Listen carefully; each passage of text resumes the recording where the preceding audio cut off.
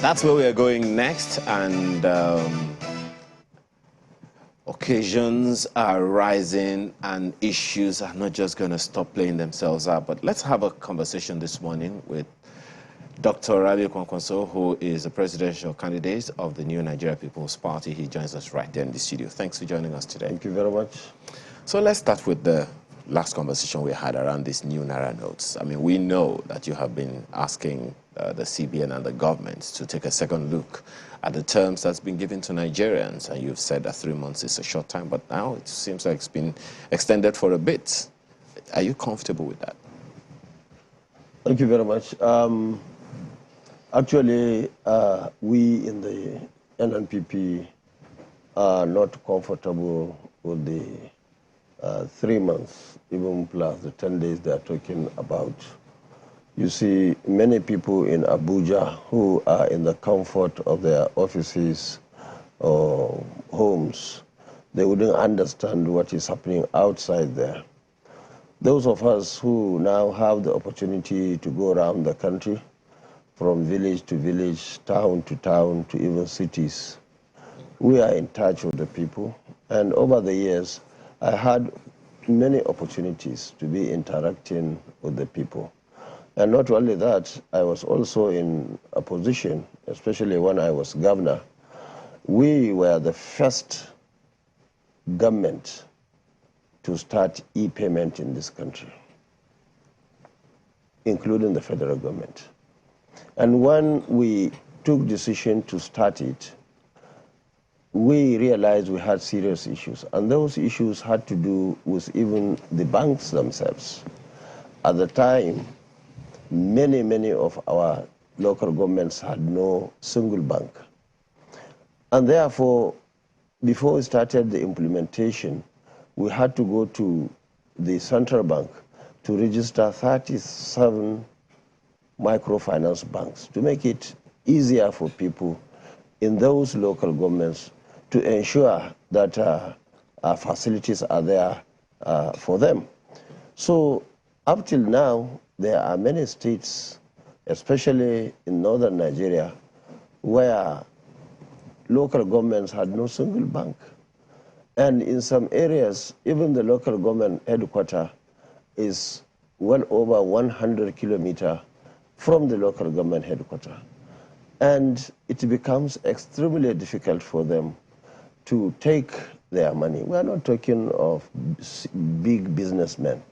We are talking of people who are petty traders, capital of 5,000, some even less. Now, if you ask them to go and give them 3 months, even the information before it reaches them, very difficult. And that was why we are telling the government. And we are also told that the CBN law says that people should be given at least 6 months.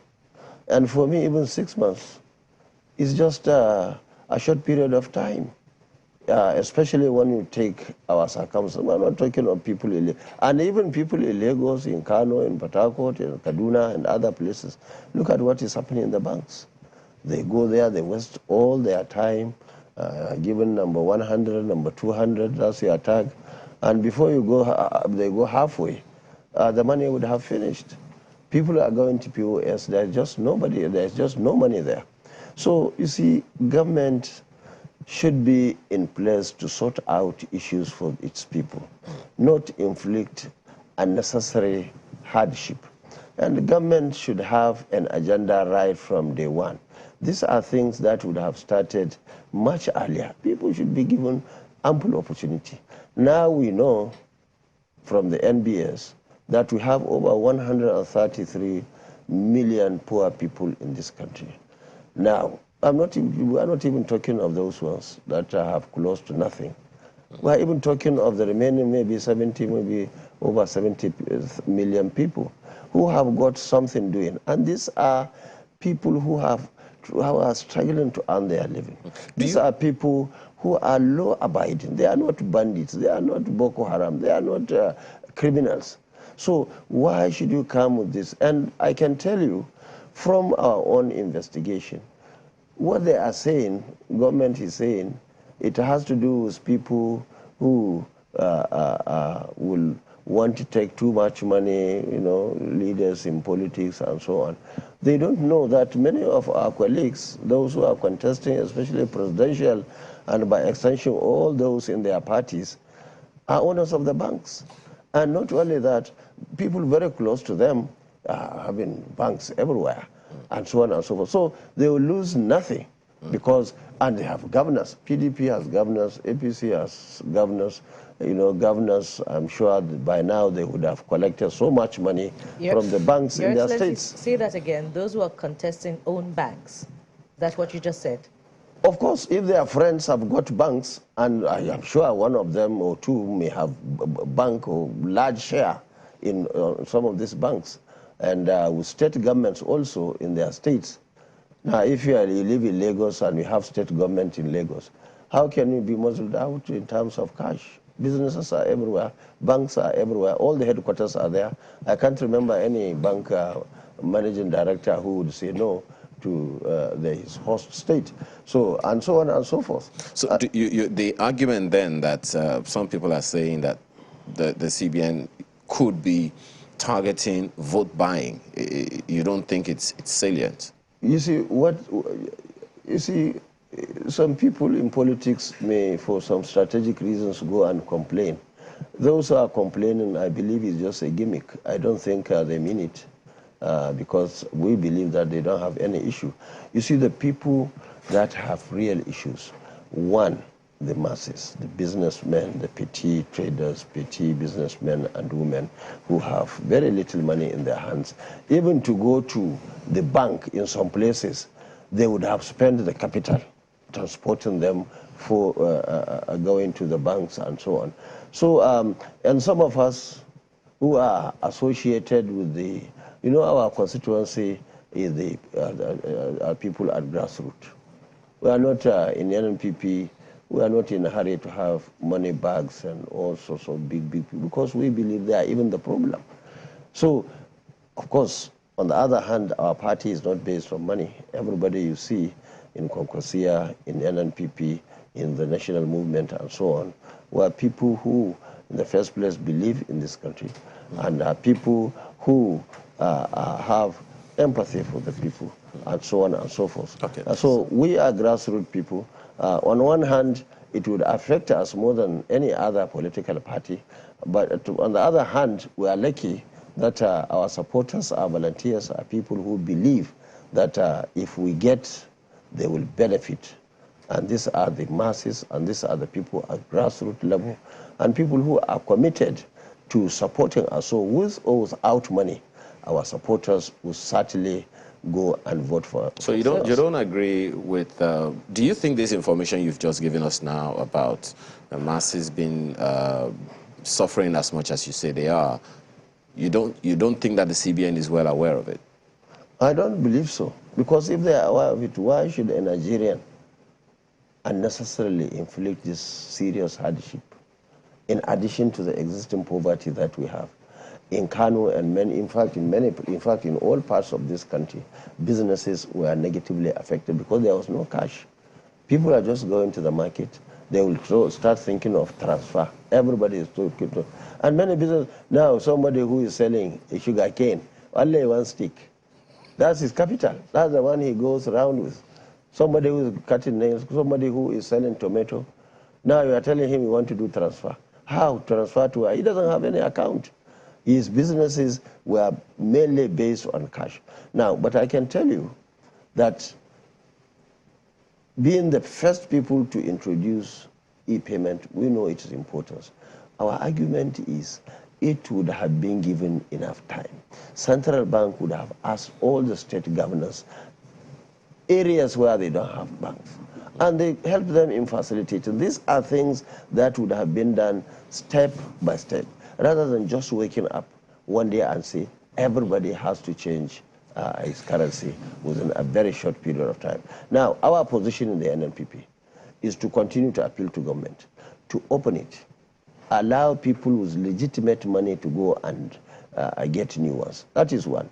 Secondly, even if you don't have cash, They say the reality on the ground is there's no money in the banks, no cash. Maybe these money bags have collected right from the ceiling, and there is nothing going back down into the bank branches across the state. So let people take money, that very money, to the bank so that they can collect the receipts. When the money comes from wherever, then they can come and collect their money.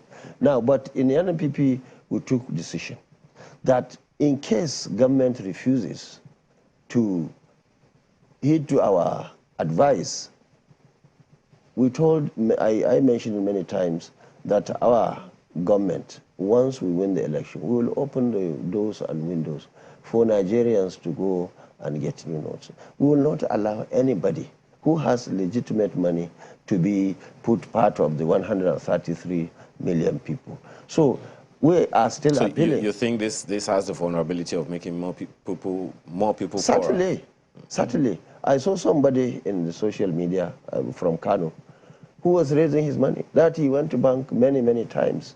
He could not get it, and the door was open or was closing.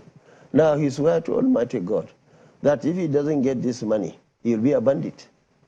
Now, and you could see it may be, he may be very serious, he may be joking and so on, but for me, I took that very seriously. And that was why you had so many people going into crime.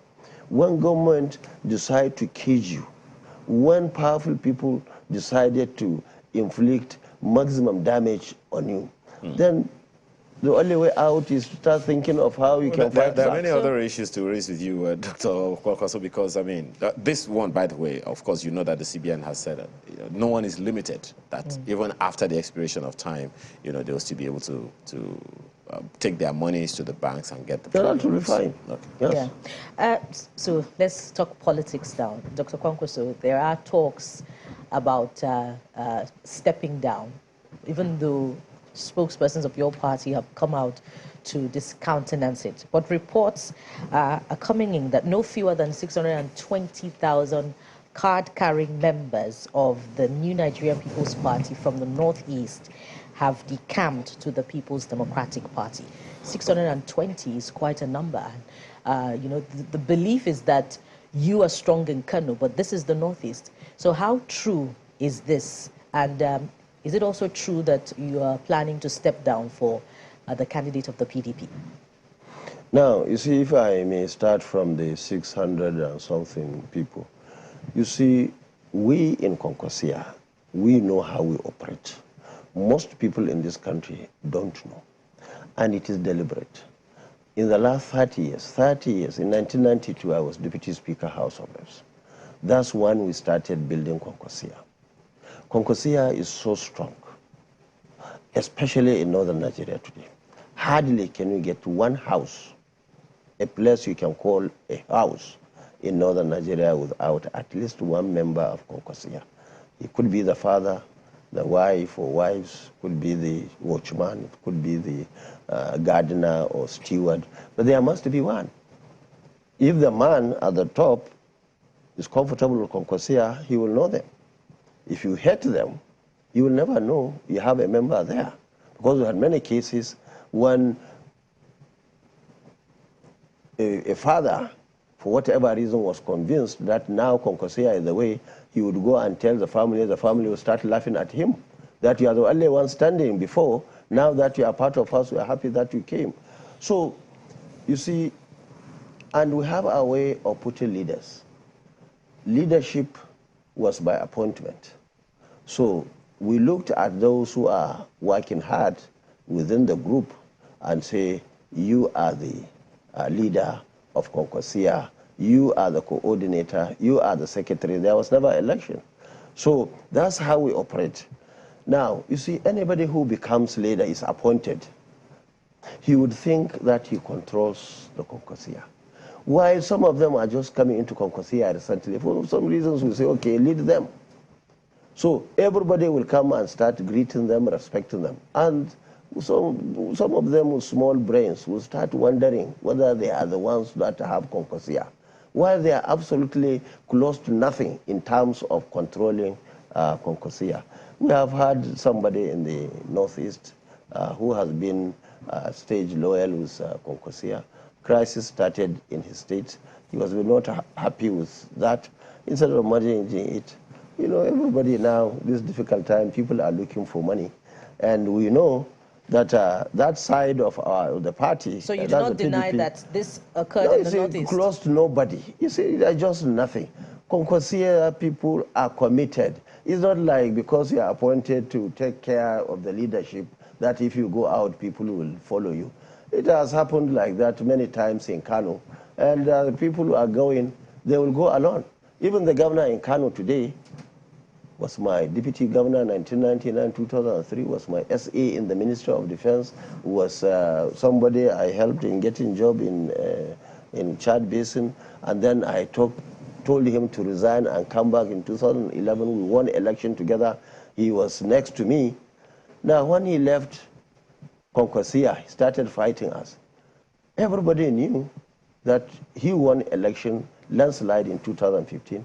In 2019, everybody in this country who cares to know that he didn't win election.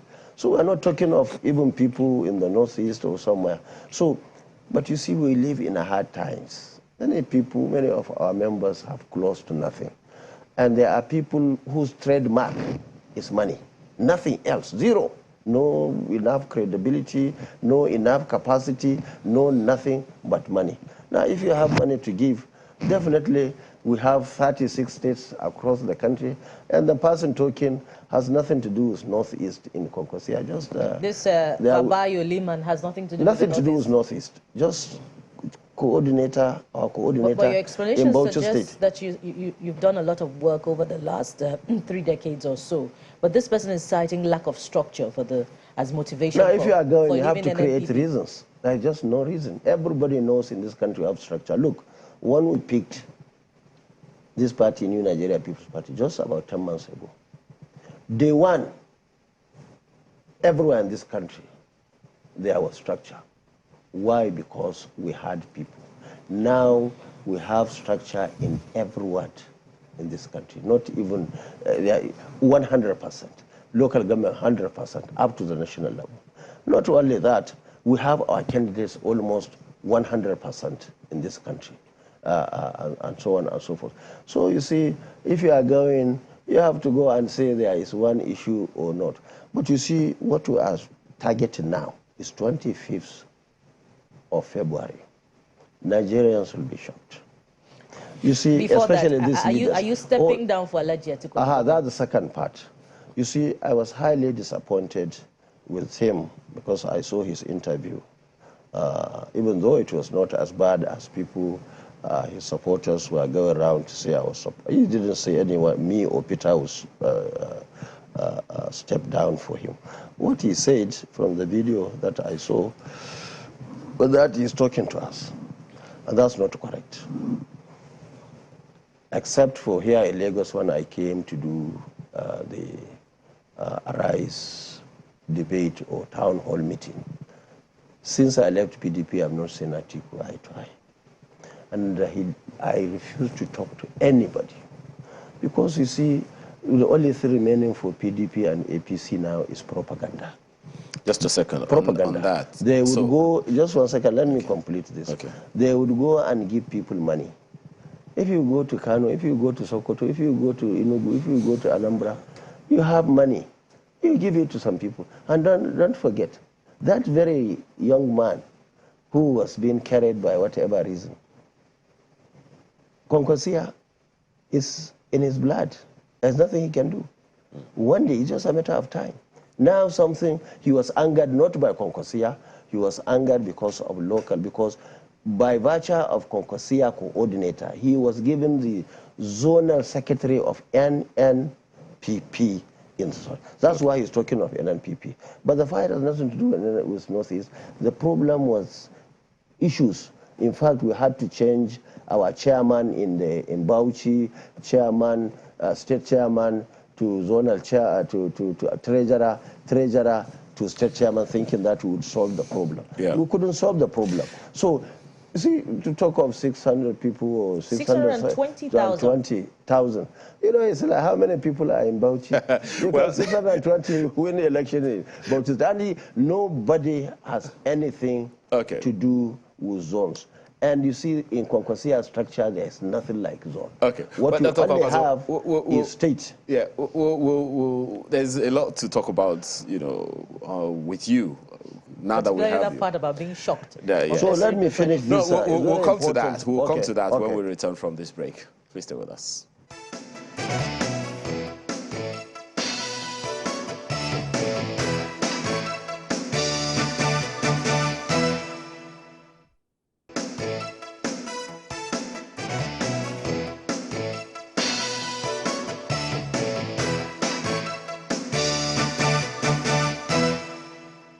Thanks for staying with us. We're still with Dr. Kwankwaso. Just a quick one. You said you haven't seen the candidate of the PDP, and his people are not talking to your people? No. And that's why I was surprised, because people at that level should try and be careful to say things that are correct. It's not wise. You see, this is part of the credibility we are talking about. In Kwankwaso, when you say Kwankwaso, we say Amana. Amana means trust. Whatever we say is what we mean. And to say that I'm talking to PDP or APC or Labour now is not true. And I can tell you, we don't intend to talk to anybody now. From now to election, everybody should go and fight it out. And more importantly, we believe that we will win this election, because now we are very strong in all the northern states. Why I am here in southern part of the country is to see how we can get 5 additional states to fulfill the requirements of our constitution. So, how has that been? How has that it has been? We are so happy. We are so convinced now that we will win. Now, how can somebody, a candidate, especially the party that I rejected, I left, and bring in a brand new party to this country, and it's been accepted across the country, and then somebody to claim we are talking to say what, to do what? So we have been saying this, but we know it's a sort of strategy maybe to discourage or to weaken our base. The fact of the matter is our supporters are our supporters. Even without me, I don't think any of our supporters will go the way of PDP now, under the circumstance that I left, the circumstance that Nigerians rejected the party. So, but on the other hand, we know INEC, even INEC and many other commentators are saying that it will be difficult for the election to be won during the first ballot. So maybe there may be need to go for second election. Now, under that circumstance, all the parties, of course, will sit and see how they can come together out of the, now they are talking of 4 parties, 5 parties, whatever number of parties. But at the end of the day, going by the Constitution, if no party is able to fulfill that condition, the first 2, and we believe that the minimum that can happen will be the issue of being number 1 in terms of number. We believe that with the demography as it stands today and our base in terms of support, we believe that at least we will be number 1 in this country. Now, who do you think will be the first 2? Who are the likely candidates that will emerge as the first 2? That's what I'm saying. We don't know the remaining 2, the one that will become number 1 and number 2, but we know in our cycle, we have done our calculation. We didn't just take this party just from the blues, just like that. We have had a lot of experiences, we brought in people, and we can see the amount of goodwill that we have. Even the candidate who was talking to me, he picked a party, ACN, and what were the performance? Close to nothing. Nobody knew, even with governors and everything. Now we have gotten a party. We don't have any sitting governor today as it stands. Of course, we have so many senators, even serving members of the House of Reps, members of the State Assembly, and so on. In fact, in Gombe now, we are the minority leader, even before we go into election. So we have tremendous goodwill. So my advice to people, especially at that level, should be telling the truth. If you are talking to somebody, you say it. If you are not talking to somebody, no matter how you are pressed, you say you are not talking to people. Okay. And this is politics. And the implication of what they are doing now is to anger our members the more, and they will be committed to voting us. And even when we come to, in case, which is just in life, you have to have plan A and B. In case the second ballot comes, and definitely all those who are abusing us, insulting us, will be the last people we want to do business with. And you see, by style, by strategy, we're not abusing anybody. We are doing our campaign based on issues, not on telling lies and going to say things that did not happen. And I'm happy to say that even the Peace Committee, headed by Abdusalami Abubakar, brought in a report. That report is saying that our party is #1 in terms of peace, in terms of issue-based campaigns, and so on and so forth. Okay. So just give us that. So we are very happy about that. So I appeal to everybody to do the right thing. We don't want to, we believe we will win. We don't want to fight any party Well, or thing. the conversation continues, I guess. Every politician is saying exactly the same thing you're saying. But my colleagues in Abuja would like to be a part of this conversation. Go ahead, Chamberlain. I mean, looking through all that's going on, yes, you've spoken about whether or not you're talking to anybody, but given the benefit of hindsight, if you had an opportunity to perhaps revisit some of the decisions that you've taken earlier, for instance, working with any political party or the Labour Party, for instance, would you have sorted things out, or would you have, perhaps if you could correct it, or if you consider it worthy of correcting, form an alliance with the Labour Party, and then so that both parties can then forge ahead and get a shot at the presidency? Chamberlain, thank you. Pleased to see you. Now, I don't know why people are particular about Labour Party. I don't know why, especially in many TV stations and radio stations and so on. Why not APC? Why not PDP? Why not SDP? Why not other parties? I think media should now look like being neutral. And I'm happy to say that now that we believe that we are going to be #1 party on the 25th of February, and in case that doesn't happen, we believe, very much believe that in terms of number of votes, our party, NNPP, will be #1. Now, of course, there will be #2, #3, #4, #5, and so on and so forth. Now, it is then that we start talking to ourselves. And that is very important to us. You know, the PDP and APC over the years have been extremely arrogant. They feel as too important. They tried to muzzle out everybody, politicians, businessmen, everybody. If they like you, they like you. They don't like you, they kick you out and do all sorts of things. Now they will be forced to go for a discussion for the first time. What we saw in the past was leaders winning election and taking everything to their bedroom and for themselves and those they like. So I believe it's a big achievement for NNPP. That's our own way of deepening democracy. That's the way we believe we can bring these guys who have been rejected by the people, but they have two parties. You either be in A or B or go home. Now people have got an opportunity to go out there and contest election, like we have good people now contesting in our party across the country, and we are so happy. So the answer is simple. We are not going to go into discussion with anybody. From now to 25th, no discussion with any party whatsoever. But after the first election, if need be, Of course, we will discuss with people, and that's why we are being very careful. We are not telling lies about any people. Our campaign is an issue-based campaign, and that's why we are always very angry with any party that is attacking either our personality or our party, because that will certainly affect our discussion with them negatively if, of course, there was no clear winner on the 21st of February election.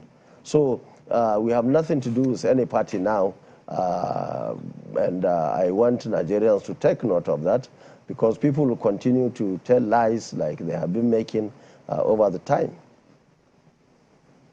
Well, you know, Nigerians, I mean, everybody likes new things. I don't know who doesn't. They've seen the PDP and the APC. They have an idea of what they can bring to the table.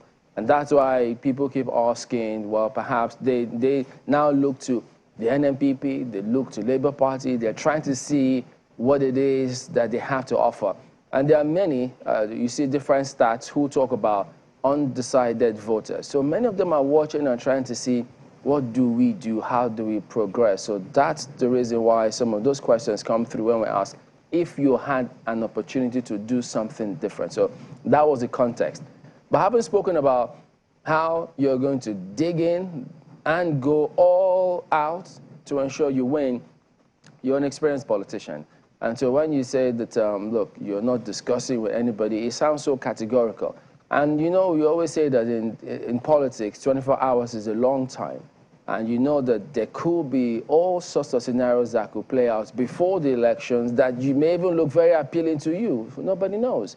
So now, when you rule out all of these things, are you expecting people to get the message that you are categorically saying you're not discussing with anybody now, you have not discussed, you will not discuss with anybody, no matter what happens, you will go on to the ballot and then see what happens from there? Is that the thrust of your message on this matter? Chamberlain, I was very clear. I don't know why you are going back. You see, my discussion now is the voters. We have been going around the country from village to village. Sometimes we even found ourselves in forests. Now I am in Lagos, and I can tell you days ago, I started 6 a.m. from Abuja. I came from Lapai, Agahe, up to New Busa, that's Kayenji Dam, and we slept there. In the morning, we started again coming into Kayama, coming into Okuta, and coming into Shaki, coming again into Ogomosho, Oyo town or city, and then coming into Ibadan, where we had a fantastic rally, and we are so happy that we had that opportunity. And people were receiving us in all the villages and towns across the country. So, you see, we believe that we are the people on the ground. All these guys that are flying from one city to the other, they don't even know the problems that people are having in this country. And that is why we are playing special and, of course, relevant politics now, to the extent that most of the places we are visiting, some traditional rulers and people would tell us that the last time they saw any serious presidential candidate in their community was during either Awolo, the only person who came here, or Shagari, and so on and so forth. Now we have many lazy and sometimes even weak politicians contesting election at presidential level. They cannot do all these road campaigns. Now we have seen roads. Now we have seen dilapidated schools. Now we have seen poverty across the country. And we have seen insecurity. Some of the places we visited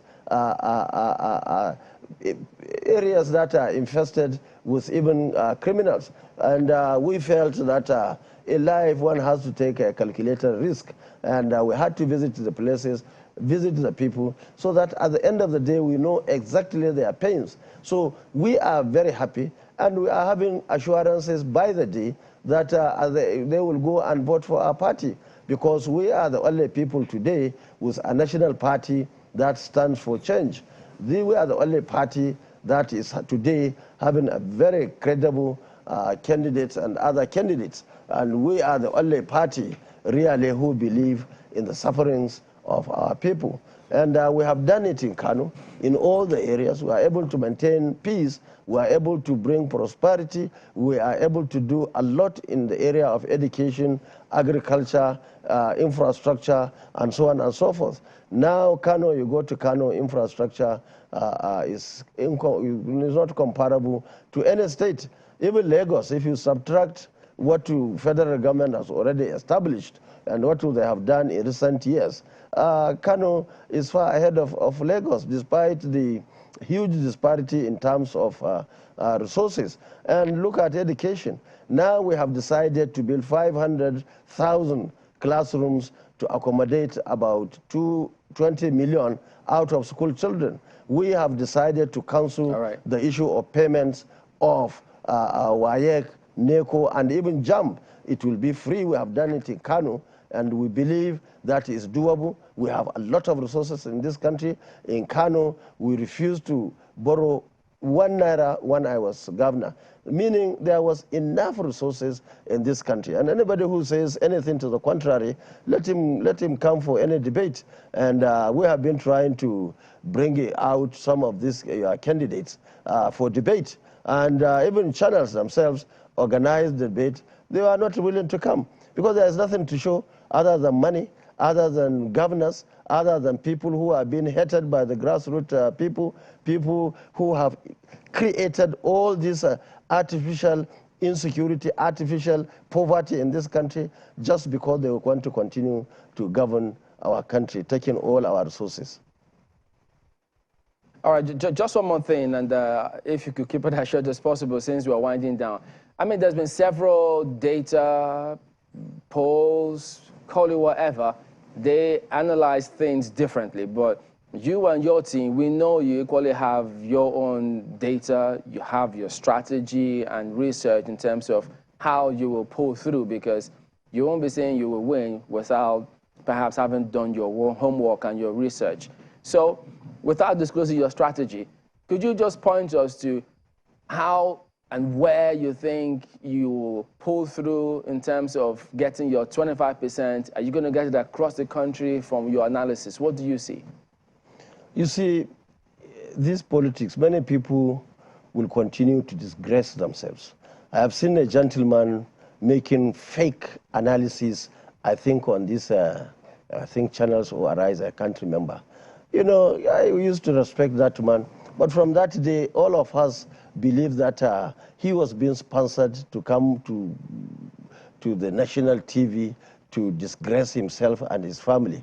And we were all disappointed that somebody would come and start telling lies on the national television. And you see, all those things were being sponsored by people to go and get support internationally, to go and get support locally. Some of the supports were even coming. There was even rumor that one of the agencies have got some monies coming into Nigeria, and we are yet to hear anything about it in